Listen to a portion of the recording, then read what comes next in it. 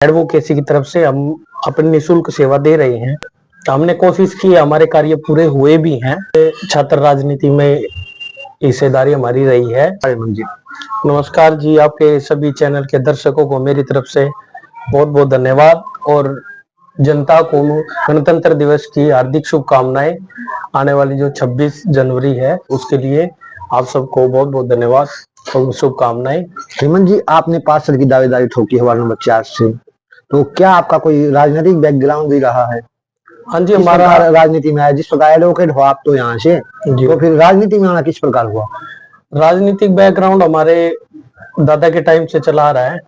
परदादा के टाइम से हमारे परदादा ने भी चुनाव लड़ा है, दादा ने भी बहुत सारे चुनाव लड़े हैं और हम भी कॉलेज में छात्र राजनीति में हिस्सेदारी हमारी रही है। इसी कारण से मैंने एलएलबी की, एलएलएम की और फिर सोचा, मैंने वार्ड में अपने घूम के देखा भाई क्या क्या समस्याएं हैं। जो भी प्रतिनिधि होता है वो टाइम पे कोई काम आता है, कोई काम नहीं आता। हम किसी के बारे में गलत नहीं कहेंगे, पर मेरे नजरिए में जो काम होना चाहिए था वो हुआ नहीं है। इसलिए मैंने ये सोचा कि भाई वार्ड में एक बार जनता के बीच में जा करके हमें एक सेवा का मौका दीजिए और हमारा काम देखिए। आपने छात्र राजनीति की बात की, तो छात्र राजनीति में मतलब किस प्रकार का आपने कोई इलेक्शन भी लड़ा था या कोई दूसरों को सपोर्ट किया था, क्या किया था? छात्र राजनीति में ये रहा था कि कॉलेज में हमने खुद अपनी ऑर्गेनाइजेशन चलाई थी, शहीद भगत सिंह स्टूडेंट ऑर्गेनाइजेशन, जिसका चेयरमैन मैं था। और हमने अपने ऑर्गेनाइजेशन की तरफ से बंदों को इलेक्शन लड़वाया था, जिसमें से हमें बहुमत मिली थी और हम जीते थे।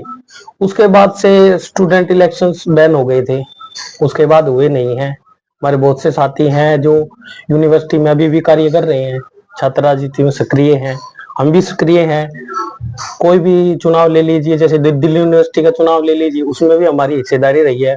हमारे बहुत से साथी हैं जो वहाँ के प्रेसिडेंट रहे हैं, वाइस प्रेसिडेंट भी रहे हैं और अभी भी हैं, प्रेसिडेंट भी रहे हैं, अभी भी हैं। तो छात्र राजनीति में रहते हुए छात्रों की किस प्रकार मदद की आपने?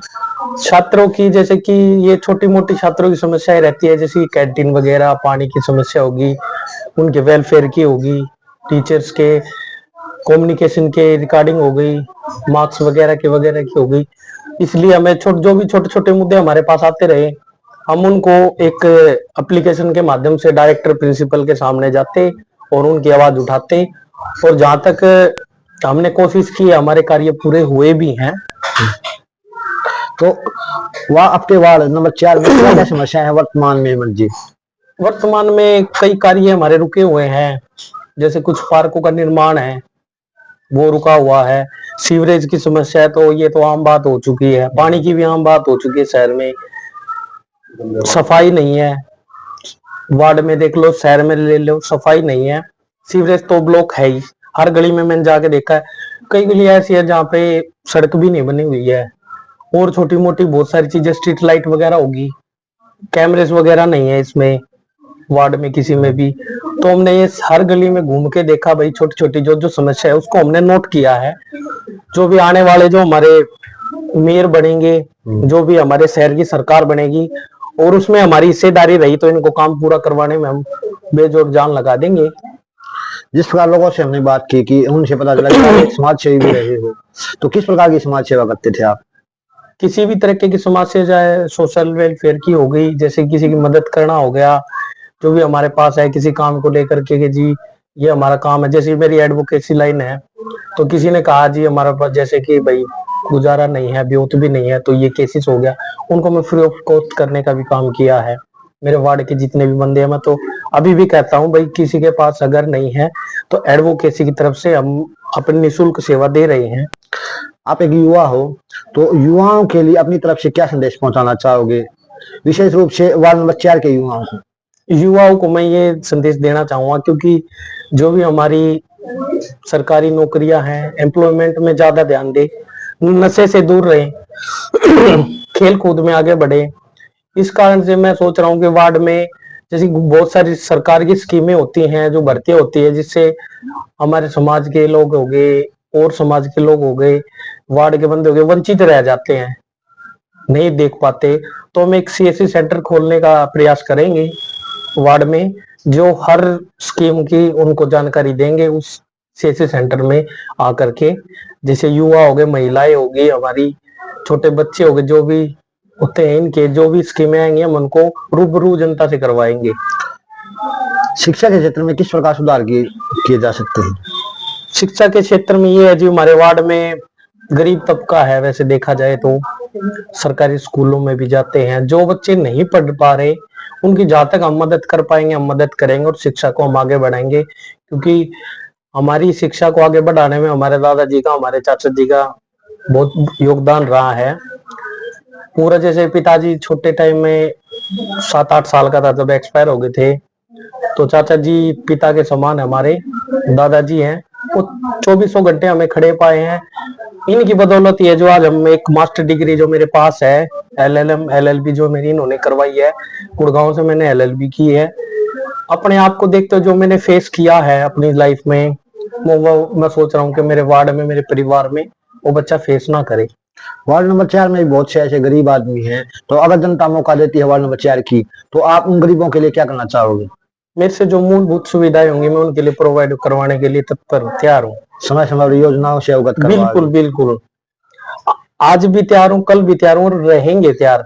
जो भी कोई भी वार्ड का या हमारे जान पहचान का, शहर का कोई भी बंदा जो हमसे काम होता है, जो हम करवाने के लिए तैयार है, और आज भी करवाए हैं, करवाते रहे हैं और करवाते रहेंगे। ये कांग्रेस पार्टी से आप दावेदारी ठोकने जा रहे हैं, तो कांग्रेस के शीर्ष नेताओं को अपनी तरफ से क्या कहना चाहोगे? नेताओं को तो मैं नहीं कहना चाहूंगा, मैं जनता को कहना चाहूंगा कि चौधरी भूपेंद्र सिंह हुड्डा जी के और चौधरी दीपेंद्र सिंह हुड्डा जी के नेतृत्व में हम कार्य करेंगे, उनके आशीर्वाद से। कांग्रेस की पार्टी की जो सोच है वो किस प्रकार की है सिमन जी? तो साथ लेके चलने की सोच है। हमारा जो गरीब तबका है, व्यापारी है, दलित है, ये सबको साथ लेने वाली पार्टी है। हुड्डा साहब की सोच भी यही है कि सबको साथ लेके हम चले। किसी कारण से चलो वो विधानसभा में सरकार नहीं बना पाए, वो एक अलग बात है, पर हम शहर में सरकार बनाने के लिए पूरी तैयारी में है। चुनाव में आगे जो चुनाव होंगे कांग्रेस के और बीजेपी के, तो उनमें कांग्रेस को ऊपर उठाने के लिए आपकी क्या भागीदारी रहने वाली है? हमारी तरफ से जो भी हमसे हो पाएगा हम पूरी तैयारी करेंगे कांग्रेस को आगे बढ़ाने में, कांग्रेस की नीतियों को आगे ले जाने में, कांग्रेस की सोच को आगे ले जाने में, हुड्डा साहब की सोच को आगे ले जाने में। हम पूरी जनता तक बात पहुंची भी और भी पहुंचाएंगे, जहां तक हम ना गए हों वहां तक हम जाएंगे। वार्ड नंबर 4 की जनता आपको मौका देती है, तो मातृ शक्ति के लिए क्या करना चाहोगे? मातृ शक्ति के लिए यही कहना चाहूंगा कि हमारी जो मातृ शक्ति है भाई, काम करती है, वो छोटे छोटे कामों के लिए उनको एक छुट्टी लेनी पड़ती है, फिर भी वो काम नहीं होता। तो मेरा ये प्रयास रहेगा कि भी उनको छुट्टी ना लेनी पड़े, उनके लिए मैं हरदम प्रोवाइड रहूं। भाई जो भी काम हो मैं उनकी गली मोहल्ले में जा करके पूछ करके उनसे, उनके मतलब जो कहते हैं देसी भाषा में, उनकी दिहाड़ी तोड़वाने का काम हम नहीं करेंगे। किसी भी कागज पे अगर उन्होंने साइन चाहिए होंगे तो हम खुद उनके गली मोहल्लों में जा करके हम पंचायत में अपनी मोहर रख देंगे जी। युवाओं को नशे से किस प्रकार बचाया जा सकता है? नशे से बचाया जा सकता है कि जैसे कि इसमें तो जिस पुलिस प्रोटेक्शन का पूरा सहयोग रहेगा, पुलिस प्रशासन का भी, जैसे कि हर एक चौक पे हमारे गलियों में जैसे भी नाके लगवाए जाएंगे, जैसे कि जहां पर सुल्फा गांजा और ये जहां पर बिकता है उनको बंद करवाने का काम हम करेंगे, क्योंकि वार्ड की है जो शहर के बच्चे हैं वो नशे की तरफ ना जा पाए। हमसे जितना प्रयास होगा, जैसे कि जनता आशीर्वाद देगी, जितना हमसे हो पाएगा। जो युवा ऑलरेडी नशे में लिप्त है उन्हें वो बाहर कैसे निकालोगे? उनको बाहर लाने के लिए भी एक हमारा जैसे कि नशा मुक्ति केंद्र खुले हुए हैं, उनसे कांटेक्ट करके उनको वहां भेजने का काम करेंगे। मोटिवेट करोगे उनको? मोटिवेट करेंगे, उनकी काउंसलिंग वगैरह भी हम करवाएंगे। हमारे बहुत से जानकार है जो काउंसलर है इस चीज के, तो हम एक कैंप लगवाएंगे, यहाँ काउंसलिंग करवाएंगे उनकी, बच्चों की। जो काउंसलिंग में ठीक हो गया वो ठीक है, वरना उनको नशा मुक्ति केंद्र में भेजने का हम काम करेंगे। अपनी तरफ से हमारे दर्शकों से क्या अपील करना चाहोगे? आपकी तरफ से आपके दर्शकों को यही अपील है जी, आने वाले जो नगर निगम के चुनाव है उनमें कांग्रेस पार्टी का साथ दीजिए और अपने जो भी नेता हैं उनको देख करके आगे बढ़िए। अपील में अपनी तरफ से हमारे दर्शकों से क्या अपील करना चाहोगे? आपके माध्यम से मैं अपने वार्ड नंबर 4 की जनता से ये अपील करना चाहूंगा कि आने वाले जो नगर निगम के चुनाव होने जा रहे हैं उसमें वार्ड नंबर 4 से हमें अपना आशीर्वाद दीजिए और आपके कार्यों के लिए हम तत्पर तैयार रहेंगे और आगे भी रहते आए हैं और रहेंगे।